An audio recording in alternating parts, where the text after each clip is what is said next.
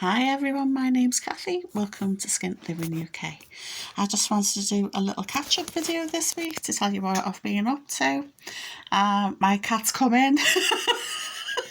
I stuck her big nose and everything because that's what she's like. She said nosy. So my regular viewers will know that I've been renovating and decorating my house slowly but surely. It's a slow process because I've got arthritis in my hands, so physically it takes a long time, and B, because we're living on a low income, me and my grown-up son on £800 a month. He is ferreting the rest of his money away for just living expenses and saving up a deposit of his own. He's 23, so he's hoping to get his own place, and I'm hoping to downsize. I want to go to Scotland, where my other son is currently living with his girlfriend, and he wants to get a place of his own as well. He's renting at the moment. The rent is much cheaper because there's much more social housing up in Scotland than there is in England, and so it's affordable at the moment, so he's able to save a little bit towards the deposit of his own place as well. So what have I been up to? A couple of weeks ago I bought a skirt for £1 in this sort of tweedy checkered fabric. It cost me £1 in a local charity shop. It's not a franchise one like say Oxfam or British Red Cross or anything like that. It's just a little local one. It's great for things like clothing, glasses, little knickknacks, and they often give away free stuff. So I bought a £1 skirt, and with that I've made a cushion. This is the cushion I've made. I used the zip off the skirt as well, and I've also used denim for the back. I like to tie-dye, or the way I do it is tie bleaching denim just to create some different patterns, because I like to use denim because it's cheap, robust and abundant, because it's everywhere.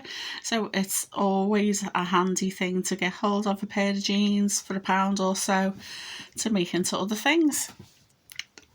Oh, she's up on the window now. So the other week I got some free kiddie school dresses because summer was over, no one was buying them. I also bought, I got the kiddies dresses for £1 free, and I bought a men's shirt in a blue check fabric. This has all been washed and cut up, so it's ready to use. And so what have I been doing with that? I've been doing some English paper piecing. So if you don't know, it's basically you have little paper shapes.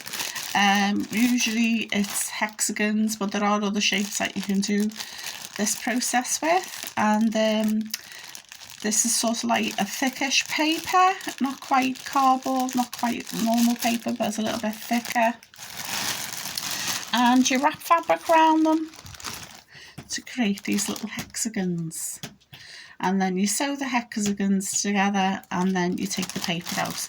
So I just tend to use cheapy cotton that I've got out of a sewing box. I used to buy a lot of inches sewing boxes because I like the contents of them, and then I'd sell on the actual sewing box. I've kept older one, vintage one for me, and all the rest have been sold on eBay. I'm just going to let my cat out because she's clawing at the window. There we go. As you can see, I've got a sunflower sticker on the window to make it nice and cheerful, because I can't put a full neck curtain on this window because the cat likes to climb in and out. I put like a little cafe curtain on instead, and the obligatory plant in the window. I made these the other week from the same school dresses, pair of tie backs. I had some lace in me sewing box that I got from another sewing box, and same with the bow. And I also bought some white denim jeans, and I've used it as an interlining just to give the getting tie backs a bit of robustness, a bit firmer shape. And I used the seam, I don't know if you can see, I used the seam to make a tie. And these little tie backs, the brass ones, the fleur-de-lis, were 50p. in the same charity shop, so it's been really good. This is my spare bedroom, sort of cottagecore granny type in style. I do like cottagecore, but it just tends to have a lot of pink. I'm not a pink person. I like to use blues and greens. So that's the sort of colour theme I've gone for, and it all started with these curtains which I got from Bernardo's for a tenner. So this room literally started from there, and because it was blues and greens on the curtains and like a watercolour water wash type design, that was the basis for the colour style in the room. I've made this cushion from scrap materials from sewing boxes. I made these gingham cushions by hand. I do everything by hand. Even though I've got arthritis, I like to do a little bit of sewing or crocheting because it keeps me busy, keeps my hands nimble, and it's just a way of keeping my hands flexible because I'm exercising them. I just do a little bit. And it's my version of slow stitching. So some people just sew just for the sake of sewing, just because they like the feel of it, the methodology of it, and gives them time to think about things. I like to produce something at the end of it. I like to see an end product, hence I do things like cushions. And currently I'm having a go at English paper piecing. I've got like a shoe stand, a hallway stand, a vintage one made of wood. And it's got like a little lift up lid at the top where you're supposed to store your gloves and stuff, and at the bottom it's got the rails for the shoes. And I thought it would be nice to make a curtain, so I'm going to use a combination of denim and all these little hexagons to make a pretty curtain to go on it, and that'll go in the hallway just outside my bedroom. In my hallway, I live in a 1908 Edwardian house, so the house is well over 100 years old, and in the hallway I'm lucky to have the original cupboard. So that cupboard I tend to throw all bits and bobs in, and it's got Christmas deckies in and stuff like that, and in front of it I'm going to put my shoe stand, and I have this little pretty curtain made out of these on the front of it, because all the dresses were free. I think I got about 8, yeah, maybe about 8 of them. And the other week, as well as getting that skirt for this and the man's shirt, I also picked up this other skirt in a denim type fabric, canvasy type fabric, and that was £1, and this was covered in flowers. So I thought, oh, what can I do with that? So I didn't just want to do English paper piecing. I've been making fabric boxes. I made a couple of them because I put this up in the bedroom. I'll just give you a little closer.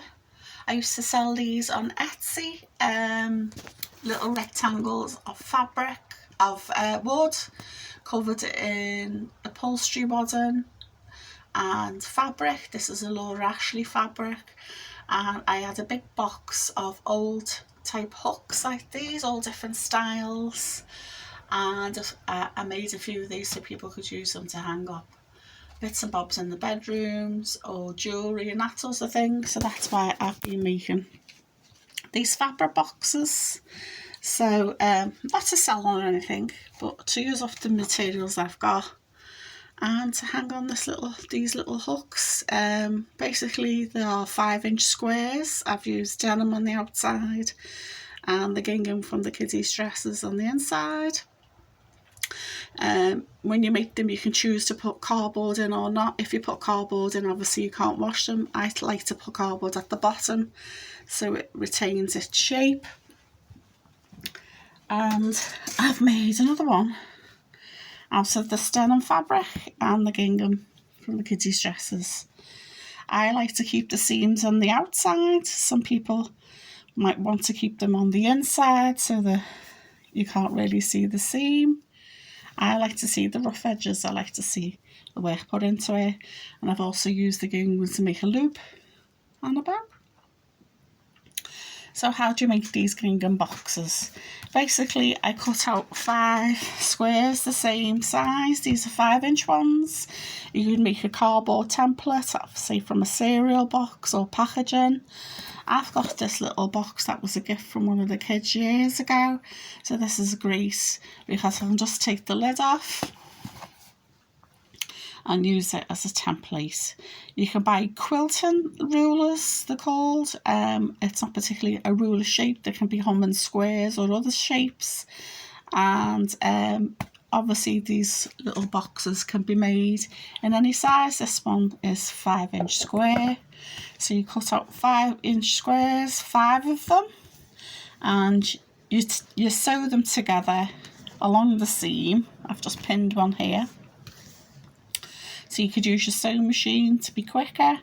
So you make this seam and then you do them all the way around. So you make a cross shape like a crucifix. So one that side, one there, and you join them along the seam.